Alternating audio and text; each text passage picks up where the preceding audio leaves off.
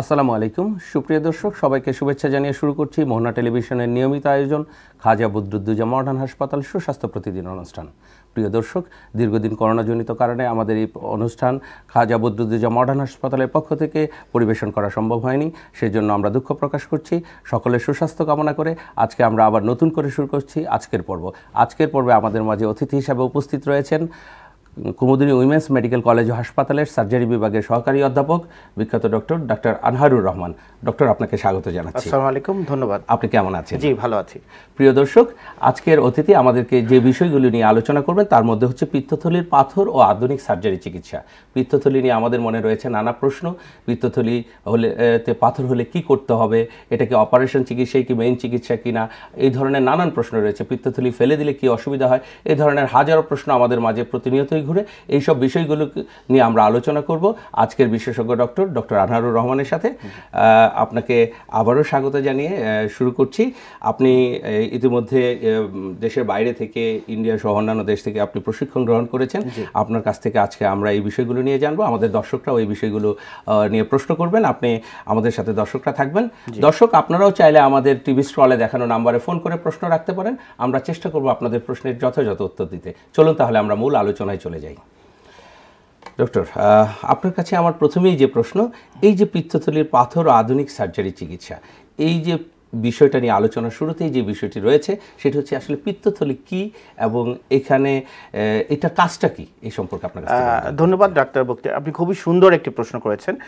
বেশিরভাগ রোগী এসে কিন্তু আমাদের কাছে প্রশ্ন করে আসলে পিত্তথলিটা কি। আসলে পিত্তথলি হচ্ছে আমাদের পৌষ্টিকতন্ত্রের একটা বিশেষ অঙ্গ, যেটা থলেকার দেখতে পেয়ারার মতো। এটা আসলে লিভারের নিচে থাকে। এর মেইন কাজ হচ্ছে কিন্তু পিত্তরসকে জমা রাখা। মানুষের মধ্যে একটা প্রচলিত ভুল ধারণা আছে যে পিত্তথলি মনে পিত্তরস তৈরি করে, এটা আসলে সঠিক নয়। পিত্তরসটি কিন্তু তৈরি হয়, রসটি তৈরি হয় হলো লিভার বা যকৃতে। সেটি লিভার বা যকৃত থেকে এসে আমাদের পিত্তথলিতে জমা রাখে। যখন আমরা একটা স্নেহজাতীয় খাবার খাই বা ফ্যাটি ফুড খাই, তখন আমাদের এই পিত্তথলি কন্ট্রাকশন করে এবং কন্ট্রাকশনের মাধ্যমে এই পিত্তরসটিকে আমাদের পৌষ্টিক নালীতে পৌঁছে দেয় একটি নালীর মাধ্যমে, যেটাকে আমরা বলি পিত্তনালী। অর্থাৎ পিত্তথলির কাজ হচ্ছে পিত্তরসকে জমা রাখা এবং পিত্তরসকে যথাসময় যখন স্নেহজাতীয় খাবার খাই তখন কন্ট্রাকশনের মাধ্যমে পৌষ্টিক নালীকে পৌঁছে দেওয়া। কারণ এই পিত্তরসই কিন্তু আমাদের স্নেহ বিপাকে ভূমিকা পালন করে। অর্থাৎ আমরা যখন চর্বি খাই, এই পিত্তরসটি আমাদের কাজে লাগে আমাদের স্নেহ জাতীয় খাবার বা ফ্যাটি ফুডটাকে অ্যাবজর্পশন এবং ডাইজেশন করার জন্য। অর্থাৎ এই যে আমরা ফ্যাট জাতীয় যে খাবারের কথা বলছি, আসলে স্নেহ বললে অনেক সময় বাংলা শব্দগুলোই অনেকের কাছে অপরিচিত থেকে যায়। তো আসলে স্নেহ বলতে এই ফ্যাট জাতীয় খাবারের কথা বলা হচ্ছে। এই ফ্যাট জাতীয় খাবারকে হজম করার জন্য বা বিপাক প্রক্রিয়ায় সহায়তা করার জন্য যে রসটির প্রয়োজন সেটা হচ্ছে এই পিত্তরস। এই পিত্তরসটা জমা রাখে হচ্ছে পিত্তথলি। তাহলে এটা অত্যন্ত গুরুত্বপূর্ণ বলে আমরা জানলাম। কিন্তু তাহলে এই জায়গাটাতে পাথর কেন হয়? আসলে এটা খুবই একটা মজার প্রশ্ন যে মানুষের যখন রোগী আমাদের কাছে আসে তারা ধারণা করে যে পাথর তাহলে কি it's like looks like stone. আসলে কিন্তু তা না। পিত্তরসটাই যখন শক্ত হয় সেটাকে আমরা মেডিকেল ভাষায় পাথর বলে থাকি। অর্থাৎ পিত্তরস যে কোনো কারণে পিত্তথলিতে যখন ঘনীভূত হয় তখন এটা শক্ত আকার ধারণ করে, ইটস লাইক ইটের মতো শক্ত হয়, পাথরের মতো শক্ত হয়, তখন আমরা এটাকে বলি পিত্তথলির পাথর। কিন্তু আপনারা দেখবেন বেশিরভাগ রোগী যখন আলট্রাসোনোগ্রাম করে তখন একটা বিলিয়ারি স্লাজ বলে একটা কথা বলে। আসলে এটা কি? এটা খুবই একটা ইম্পর্টেন্ট প্রশ্ন। সবাই জিজ্ঞেস করে রোগী, স্যার আমার তো পিত্ত পাথর বলেছেন কিন্তু সোনোলজিস্ট আমাকে বিলিয়ারি স্লাজ বা গলব্লাডার স্লাজ বলে। স্লাজ আসলে কিছুই না। আমরা যদি একটা খাবার রান্না করি, যেমন সুজিকে যখন রান্না করি তখন এটা শক্ত হওয়ার আগে সফট থাকে, বালুর মতো সফট থাকে। আসলে পিত্তরসটি যখন ঘনীভূত হয়ে ইটের মতো শক্ত আকার ধারণ করে অথবা পাথরের মতো শক্ত আকার ধারণ করে, তার পূর্ব মুহূর্তে এটা নরম থাকে, বালুর মতো থাকে। সেটাকে আসলে বলা হয় গলব্লাডার স্লাজ বা বিলিয়ারি স্লাজ। খুবই চমৎকারভাবে আমাদেরকে ব্যাখ্যা করলেন যে আসলে পিত্তথলির পাথরটা কি। তাহলে এই যে পিত্তথলির পাথর বলতে বা বিলিয়ারি স্লাজ যে কথাটি বলছেন, এটা কি কারণে হয়ে থাকে? আসলে এটার জন্য মাল্টিফ্যাক্টরিয়াল কজ জড়িত। আমরা বলে থাকি সাধারণত 4F, মেডিকেলের ভাষায় 4F বলি সাধারণত। ফিমেল, 40 এজ, ফ্যাটি পার্সন এবং যাদের ফেয়ার ফর্সা তাদের সাধারণত এই পাথরটি বেশি হয়। কিন্তু প্রশ্ন হতে পারে কেন? আসলে এটার জন্য অনেক কজ জড়িত। নাম্বার 1, হরমোনাল একটা ফ্যাক্টর জড়িত। সাধারণত মেয়েদের ক্ষেত্রে দেখা যায় পোস্ট প্রেগনেন্সি পেশেন্ট আমাদের কাছে আসে, হরমোনালের কারণে তার দেখা যাচ্ছে একটা ব্যথা নিয়ে আমাদের কাছে আসলো, সোনোলজি করলাম, একটা গলব্লাডারে স্টোন ধরা পড়লো। এটা কিন্তু হরমোনাল কারণ। আর অন্য যে কোনো কারণ, যেমন ধরেন যদি পিত্তথলিতে যে কোনো কারণে ইনফেকশন হয় তাহলেও কিন্তু পিত্তথলিতে পিত্তপাথর হয়, অথবা পিত্তনালীতে যদি অবস্ট্রাকশন থাকে তাহলে পিত্তপাথর হয়। অর্থাৎ পিত্তথলির কাজ হলো পিত্তরসকে ঘনীভূত করা এবং এটাকে ট্রান্সপোর্ট করা। যে কোনো কজ যেটা পিত্তথলির এই কর্মকাণ্ডকে ব্যাহত করবে, সেটা ইনফেকশন হোক অথবা ট্রান্সপোর্টে ব্যাহত হোক, আলটিমেটলি পিত্তথলির মধ্যে কি হয়, পিত্তরসটা স্ট্যাসিস হয়ে যায়, জমা থাকে, তখন এটা আস্তে আস্তে পাথর আকার ধারণ করে। আপনার বক্তব্য থেকে যে বিষয়টা বুঝলাম যে খুবই চমৎকারভাবে আপনি প্রেজেন্টেশন দিয়েছেন, তো পুরুষ এবং মহিলা দুজনেরই পিত্তথলির পাথর হতে পারে, তবে মহিলাদের ক্ষেত্রে একটু বেশি হয়, আর যারা একটু মোটা তাদের ক্ষেত্রেও বেশি হয়ে থাকে, আর যাদের রং ফর্সা সেই ক্ষেত্রেও কি স্ট্যাটিস্টিক্স বলে যে তাদের বেশি হয়। সেজন্য আমরা 4F বলে থাকি, যে fatty person, fair person, 40 and female, 4F। যাদের এইজ 40 উপরে তাদের ক্ষেত্রে এটা বেশি হতে পারে। তো সেই ক্ষেত্রে কালো যারা তারা একটু বেঁচে গিয়েছে তাদের, আপনি সেই ক্ষেত্রে ঝুঁকিতে রয়েছেন ফ্যাটি অ্যান্ড ফেয়ার না। তবে এখানে ঠিক সব ক্ষেত্রেই যে হয় তা না। যেমন একটা পেশেন্ট আসলো, তার অনেক ওবেজ পেশেন্ট, তার কিন্তু পিত্ত পাথর নাই, অথচ তার ওয়াইফ অনেক লিনান থিন, তার পাথর নিয়ে আসছে। এটা একটা সাধারণ মেডিকেল স্ট্যাটিস্টিক্যাল রিপোর্ট, সবসময় সাধারণত এদের বেশি হয়, রাইট, অন্যদেরও হতে পারে, যেকোনো পুরুষ মহিলার যে কোনো সময়ই হতে পারে। তবে সাধারণত আমরা বলি সাধারণত অ্যাডাল্ট পার্সনদের বেশি হয়, 15 বছরের বেশি বা 16 বছরের বেশি যাদের, তাদের বেশি হয় এই পিত্ত। আচ্ছা, যাদের পিত্তথলিতে পাথর হয় তারা সাধারণত কি কি লক্ষণ নিয়ে আপনার কাছে এসে থাকে? আসলে পিত্তথলি পাথরের কিন্তু টু গ্রুপ অফ পেশেন্ট আমাদের কাছে আসে। একটা হলো সিমটোমেটিক পেশেন্ট, উপসর্গ নিয়ে আসে, আরেকটা গ্রুপ হলো অ্যাসিমটোমেটিক, কোনো উপসর্গ নাই। আমরা প্রথমটাই আসি যাদের উপসর্গ নাই। দেখা গেল যে একটা রোগী আমাদের কাছে আসলে দীর্ঘদিন ধরে তার পিত্তথলির পাথর আছে, সে কিন্তু জানে না। আমাদের যে কারোরই থাকতে পারে, সে আসছে অন্য কোনো কারণে, তার পেটের ব্যথা অন্য কোনো গ্যাস্ট্রিকের কারণে আসছে। দেখা গেলো আমরা আলট্রাসোনোগ্রাম করলাম, তার পিত্তথলির একটা পাথর হয়ে গেছে, অথচ তার পাথরের কোনো ব্যথাই নাই। সেটাকে আমরা বলি অ্যাসিমটোমেটিক গ্রুপ বা উপসর্গবিহীন পিত্তথলির পাথরের একটা গ্রুপ। আরেকটা হলো যেটা হলো মেইন হলো সিমটোমেটিক, অর্থাৎ পিত্তথলি পাথরের উপসর্গ নিয়ে আসে। সেক্ষেত্রে রোগীর সিভিয়ার পেইন হয় এবং সেই পেইনটা আমাদের ছাটনি যেটা বলে বুকের ডান পাশে নিচের দিকে ব্যথা হয় এবং রোগী বমি হয়, রোগীর পেটে দারুণ ব্যথা হয় এবং পেটের ব্যথাটা পিছনের দিকেও যেতে পারে, রাইট শোল্ডারের দিকেও যেতে পারে। সাধারণত রোগী হিস্ট্রি দেয় যে সাধারণত সে চর্বি জাতীয় খাবার পরে এই ব্যথাটা শুরু হয়েছে। তার মানে বোঝা যাচ্ছে যখনই সে চর্বি খেলো তখন গলব্লাডারের উপর লোডটা বেড়ে যায় এবং পাথরে তখন কন্ট্রাকশন করার ফলে পাথরে সে একটা ঘর্ষণ হয় এবং সেই পেইনটা নিয়ে সে আমাদের কাছে আসে। তাহলে এটা হলো সিমটোমেটিক গ্রুপ, অর্থাৎ তার বমি হবে, পেটে ব্যথা হবে, রাইট শোল্ডারের দিকে ব্যথা যাবে এবং অনেক সময় এই পাথর গিয়ে কিন্তু পিত্তনালীতে অবস্ট্রাকশনও করতে পারে। সেক্ষেত্রে জন্ডিস নিয়েও মাঝে মধ্যে আমাদের কাছে রোগী কিন্তু প্রেজেন্ট করতে পারে। আচ্ছা, একজন রোগী যখন আপনার কাছে আসে তখন আপনি এই লক্ষণগুলি ছাড়া কিভাবে আপনি পরীক্ষা নিরীক্ষা করে একেবারে নিশ্চিত হন যে এটা তার পিত্তথলির পাথর হয়েছে? আসলে আমরা প্রথমে একটা রোগী আসলে হিস্ট্রি একটা ইম্পর্টেন্ট ফ্যাক্টর, যেটা আপনাকে আগে বলেছি যে রোগী কিন্তু হিস্ট্রি দেবে যে ফ্যাটি ফুড খাওয়ার পরেই তার এই ব্যথাটা হচ্ছে। এটা একটা ইম্পর্টেন্ট ক্লু, অর্থাৎ তার হিস্ট্রি বলে দেবে যে ফ্যাটের সাথে বা ফ্যাটি ফুডের সাথে একটা সম্পর্ক রয়েছে। রাইট। আরেকটা জিনিস যেটা আসে আমাদের কাছে সেটা হলো যে রোগীর ব্যথাটা একটা টিপিক্যাল ফিচার আছে। যেমন ধরেন রোগীটা ডান দিকে নিচের দিকে ব্যথা হবে এবং পিছনের দিকে ব্যথাটা যাবে, রাইট শোল্ডারের দিকে ব্যথা যাবে। এটা একটা important findings for gallbladder pain. এবং রোগীর যেহেতু এটা জিআই ট্র্যাক্টের একটা পেইন, তার কিন্তু খাবার খেতে সমস্যা হবে, বমি করবে। এটা হলো আমরা পেশেন্টের সিমটম দেখে বুঝি এবং এক্সামিনেশন করতে গেলে দেখা যায় যে আমরা পেটে হাত দিয়ে যদি বুকের ডান পাশে নিচের দিকে হাত দিলে রোগীর ব্যথা হবে প্রচণ্ড এবং অনেক সময় শ্বাস আটকে, যেটাকে আমরা মারফিস সাইন বলি। তাহলে মারফিস সাইন অনেক ক্ষেত্রে এক্ষেত্রে পজিটিভ হবে। তো যখন আমরা ক্লিনিক্যালি ডায়াগনোসিস করে ফেললাম, ফার্স্ট লাইন ইনভেস্টিগেশনে আমরা করি একটা আলট্রাসোনোগ্রাম ফুল অ্যাবডোমেন। আলট্রাসোনোগ্রামে ক্লিয়ার কাট বলে দিবে যে সেক্ষেত্রে পিত্তথলি পাথরের কন্ডিশনটা, সাইজ কত, কয়টা আছে সংখ্যায় এবং পিত্তনালীর ডায়ামিটার কত, পিত্তথলির ওয়াল থিকনেস কত, সব কিছু বলে দেবে। সাথে আমরা কিছু অ্যাসোসিয়েটেড ব্লাডে ইনভেস্টিগেশন করি, যেমন সিবিসি করি, সেখানে আমরা ইনফেকশন কত দেখি, ডব্লিউবিসি কাউন্ট দেখি এবং তার জন্ডিস আছে কিনা সেখানে লিভার ফাংশন টেস্টও আমরা সাথে সাথে দেখি এবং সিরাম বিলিরুবিন, সিরাম অ্যালকালাইন ফসফেটিস ইত্যাদি পরীক্ষার মাধ্যমে আমরা এটা কনফার্ম করি। আচ্ছা, খুবই চমৎকারভাবে আপনি উপস্থাপন করলেন যে আসলে কিভাবে আপনি পিত্তথলির পাথরকে অ্যাসেসমেন্ট করে থাকেন, কিছু হিস্ট্রি, ফিজিক্যাল এক্সামিনেশন এবং সেই সাথে কিছু ইনভেস্টিগেশনের কথা বললেন। তো আপনার কাছে আমি আসলে যে বিষয়টা জানতে চাচ্ছি, কখনো কি আপনারা মানে কাছাকাছি টাইপের কোনো রোগের সাথে প্রথম দিকে কি কনফিউজড হয়ে যান? যে অনেকে তো বলে রোগীরা যেমন অ্যাপেন্ডিক্সের পেইন হলেও ডান দিকে ব্যথা হয়, সেরকম কিছু কি কখনো কি কন্ট্রাডিক্টরি কিছু আসে আপনার কাছে? খুবই সুন্দর একটা প্রশ্ন করেছেন, খুবই একটা মানে ভ্যালুয়েবল কোশ্চেন বলবো। কারণ পিত্তথলি ব্যথার যে পাথরের যে ব্যথাটা হয় সেই জায়গার ব্যথা কিন্তু আরও কয়েকটা রোগে হতে পারে। যেমন ধরো পেপটিক আলসার ডিজিজ, নাম্বার 1 হচ্ছে peptic ulcer disease, number 2 heart অ্যাটাকের ব্যথা অনেক সময় এই জায়গায় হয়। হার্ট অ্যাটাকের ব্যথার সাথেও কি এটা মানে অনেক সময় ম্যাক্সিমাম রোগী মিসলিড করে। আমি আমার বাস্তবতা থেকে বলবো, একটা রোগী আসলো, সেই রোগীটি দেখা গেল যে সিভিয়ার চেস্ট পেন নিয়ে আমাদের কাছে আসলো। আসার পরে সে বললো যে আমাকে একটা ইসিজি করেন। সে ধারণা করছে তার হার্টের রোগ আছে। ইসিজি করে দেখা গেলো তার ইটস নর্মাল ফাইন্ডিংস। তখন তার next line of investigation is ultrasonogram whole abdomen করার পরে দেখা গেলো তার গলব্লাডার স্টোন। তার মানে সে ব্যথা নিয়ে আসছে আমাদের কাছে আসলে গলব্লাডার স্টোন। আবার উল্টোও হয়, দেখা গেল রুগীর গলব্লাডার স্টোন দীর্ঘদিন ধরে, সে গলব্লাডার স্টোন ভেবে বসে আছে, আসলে তার হার্ট অ্যাটাক নিয়ে আমাদের কাছে আসলো। দেখা গেল রোগীর গলব্লাডার স্টোন, সে ইগনোর করছে অনেকদিন ধরে, তারপর আমাদের কাছে আসলে বলে স্যার আমার তো আগে আলট্রাসোনোগ্রাম গলব্লাডার স্টোন, আমার কিছু হবে না, ব্যথার ওষুধ দেন। কিন্তু আমরা যখন ইসিজি করলাম দেখা গেল তার হার্ট অ্যাটাক হয়েছে, তখন আমরা কার্ডিয়াক ম্যানেজমেন্টটা করলাম। সুতরাং ব্যথা যেটাই হোক এটা কিন্তু ইগনোর করা যাবে না। এক্স্যাক্টলি ডক্টর আনহারুর, আপনাকে খুব চমৎকারভাবে আমি এই বিষয়টা উপস্থাপন করার জন্য ধন্যবাদ জানাচ্ছি। যে দর্শকদের জন্য এখানে একটি চমৎকার মেসেজ রয়েছে সাধারণ রোগীদের জন্য, যে আসলে হলেই নিজে নিজেই গলব্লাডার ভেবে নেওয়া কিংবা নিজে নিজেই হার্টের রোগ ভেবে নেওয়া ঠিক হবে না, তাকে অবশ্যই বিশেষজ্ঞ চিকিৎসকের পরামর্শ নিতে হবে।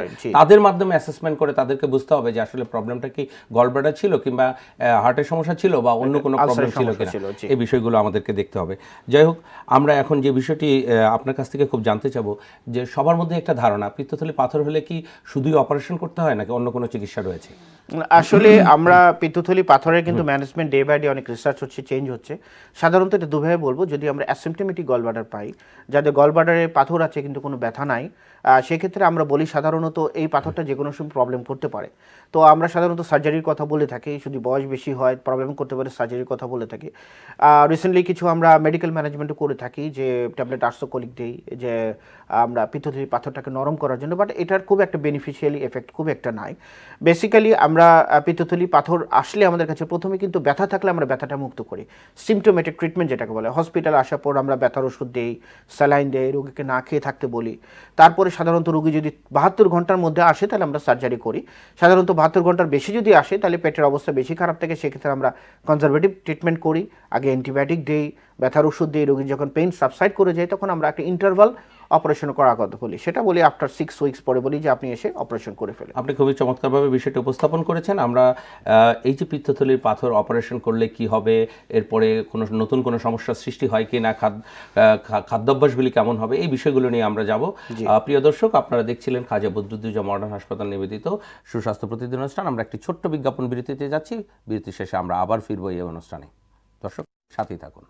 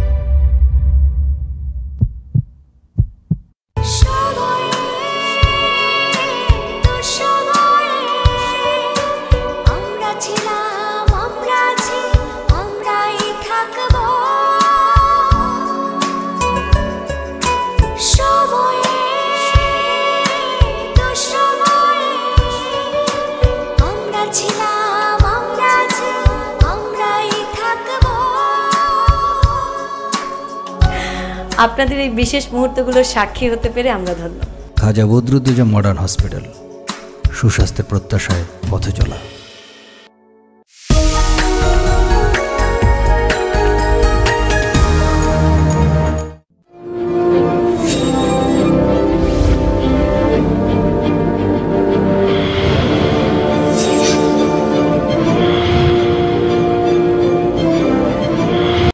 প্রিয় দর্শক, বিজ্ঞাপন বিরতি শেষে আমরা ফিরছি খাজা বদরুদ্দোজা মডার্ন হাসপাতাল সুস্বাস্থ্য প্রতিদিন অনুষ্ঠানে।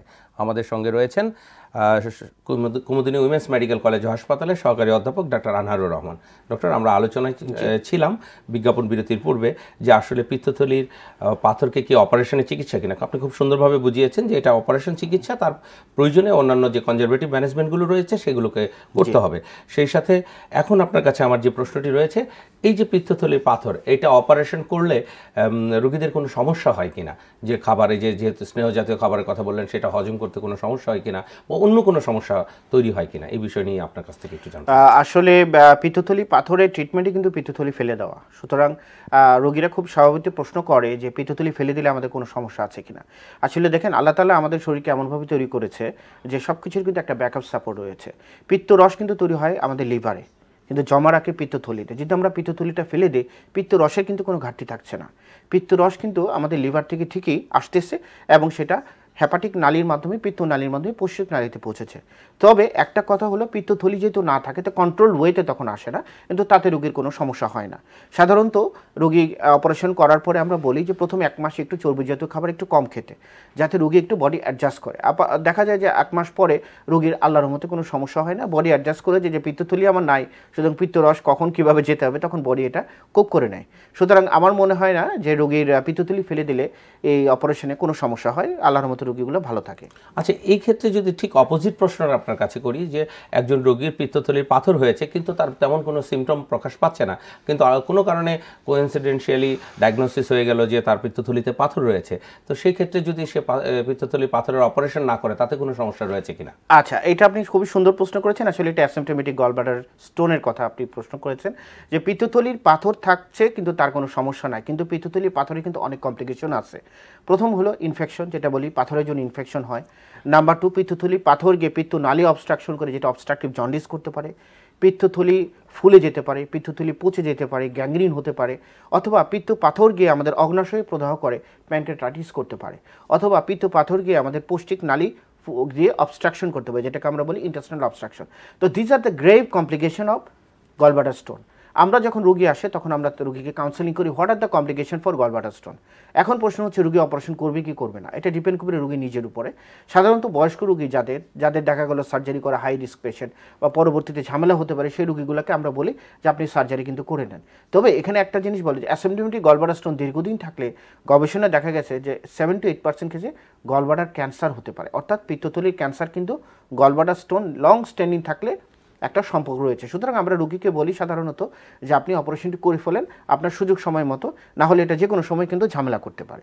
অর্থাৎ আপনি যে কমপ্লিকেশন বা সমস্যাগুলির কথা বললেন, এই সমস্যাগুলো যে কোনো সময় চলে আসতে পারে, যে কারণে রোগীকে আপনারা সাজেস্ট করে থাকেন যদি অ্যাসিম্পটোমেটিকও হয় তবুও তারা যেন একটা সুবিধা মতো সময়ে এই অপারেশনটা করে ফেলেন। আর যেহেতু পিত্তথলির পাথর অপারেশন করার পরে রোগীদের তেমন কোনো সমস্যা হচ্ছে না, সেই ক্ষেত্রে তারা এটা তাদের চয়েসের মধ্যে নিতে পারে যে এটা অপারেশনটা করে ফেলাই শ্রেয়। তো যাই হোক, এই যে আপনি খুব প্রাসঙ্গিক একটি বিষয় নিয়ে এসেছেন, যে সবার মধ্যে একটা প্রশ্ন যে পিত্তথলির পাথর থাকলে কি ক্যান্সার হতে পারে কিনা, এটা কি আসলে সব রোগীদেরই ক্যান্সার হবে, এরকম কোনো সম্ভাবনা রয়েছে? আসলে এটা আসলে একটা রিসার্চ স্টাডি, যেটাকে আমরা বলি রেট্রোস্পেকটিভ স্টাডি, অর্থাৎ যাদের গলব্লাডার ক্যান্সার তাদেরকে গবেষণা করে দেখা গেছে তাদের কতজনের ক্ষেত্রে গলব্লাডার স্টোন ছিল, কতজনের ক্ষেত্রে গলব্লাডার স্টোন ছিল না। এই গবেষণায় দেখা গেছে যে 7 থেকে 8% রোগীর ক্ষেত্রে গলব্লাডার স্টোন থাকে। সুতরাং এটা একটা রিস্ক ফ্যাক্টর হিসেবে আমরা ধরি। সুতরাং গলব্লাডার স্টোন থাকলে ক্যান্সারের ঝুঁকি অনেকটা বেড়ে যায়। সুতরাং আমরা বলি যে গলব্লাডার স্টোনটা ফেলে দেওয়াই ভালো, সেটা ল্যাপারোস্কোপির মাধ্যমে হোক বা ওপেন প্রসিডিউরের মাধ্যমে হোক, যেভাবে হোক গলব্লাডারটি ফেলে দেওয়াটাই শ্রেয়। আচ্ছা, খুবই প্রাসঙ্গিক জায়গায় আপনি চলে এসেছেন। আপনি একজন বিশেষজ্ঞ সার্জন। ইতিমধ্যে আমি বলে দিয়েছি যে আপনি আসলে দেশে এবং বিদেশে বিভিন্ন জায়গা থেকে উচ্চতর প্রশিক্ষণ গ্রহণ করেছেন এবং বিশেষজ্ঞ সার্জন হওয়ার জন্য যে স্পেশালিস্ট ডিগ্রি দরকার সেটাও আপনি অর্জন করেছেন। ইতিমধ্যে আপনি একজন সহকারী অধ্যাপক হিসেবে কাজ করছেন। তো সঙ্গত কারণেই এই গলব্লাডার অপারেশন আপনি অসংখ্য করেছেন। আমরা বিষয়টি নিয়ে আলোচনা করব। আমাদের সঙ্গে একজন দর্শক রয়েছেন। দর্শক কে বলছেন? আপনার নাম পরিচয় দিয়ে সংক্ষেপে প্রশ্নটি করুন। ওয়ালাইকুম আসসালাম। আমি জাহিদ বলছিলাম মেহেরপুর থেকে। জি জাহিদ ভাই, শুনতে পাচ্ছি। আমি জানতে চাচ্ছি যে আমার বাবার পিত্তথলির পাথর হয়েছিল, তো ওখানে আসলে শুরুর দিকে ওভাবে ট্রিটমেন্ট করা হয় নাই, কিন্তু পরবর্তীতে আর ব্যথাও হয় নাই। এখন এটা থেকে পরবর্তীতে আর কোনো জটিলতা কি হতে পারে? ধন্যবাদ জাহাঙ্গীর সাহেব, খুব সুন্দর একটি প্রশ্ন করেছেন। আসলে আমি অলরেডি ডক্টর বখতিয়ারকে বলেছি অনুষ্ঠানের মাধ্যমে যে যেটা আপনার বাবার ছিল সেটা হলো অ্যাসিম্পটোমেটিক গলব্লাডার স্টোন, অর্থাৎ তার পিত্তথলিতে পাথর রয়েছে কিন্তু তার কোনো ধরনের ব্যথা নাই। কিন্তু সাধারণত পিত্তথলি পাথরের কারণে কিন্তু যে কোনো ধরনের কমপ্লিকেশনই হতে পারে, সেটা গলব্লাডার ইনফেকশন হতে পারে, অথবা গলব্লাডার পিত্তনালীতে গিয়ে ব্লক করে জন্ডিস করতে পারে, প্যানক্রিয়াটাইটিস করতে পারে। সুতরাং এই ধরনের দীর্ঘদিন ধরে অ্যাসিম্পটোমেটিক গলব্লাডার স্টোন কিন্তু ক্যান্সারের ঝুঁকিটি বেড়ে যায়। সুতরাং আমি বলবো যে এই ধরনের ক্ষেত্রে আপনার আব্বার যদি ব্যথা নাই থাকে, যেহেতু উনি বয়স্ক মানুষ, সুতরাং এই কমপ্লিকেশন হওয়ার আগেই গলব্লাডারের সার্জারিটি করে ফেলা ভালো। এরকম অনেক রোগী আমাদের কাছে ফোন দিয়ে বলে যে আমাদের কাছে গলব্লাডার স্টোন আছে, আল্ট্রাসোনোগ্রামে স্যার কী করবো। সেই রোগীটি 1 মাস পরে ফোন দিয়ে সিভিয়ার অ্যাবডোমিনাল পেইন নিয়ে আমাদের কাছে আসে, তখন দেখা যাচ্ছে রোগীটির প্যানক্রিয়াটাইটিস হয়ে গেল। তো আলটিমেটলি তখন কিন্তু রোগীটির একটা গ্রেভ কমপ্লিকেশন ডেভেলপ করে যায়। সুতরাং আমি বলবো যে আপনার আব্বার যেহেতু বয়স্ক মানুষ, যদি উনি ফিট থাকে for surgery, you can go for surgery. খুবই চমৎকারভাবে দর্শকের প্রশ্নটির উত্তর দিয়েছেন।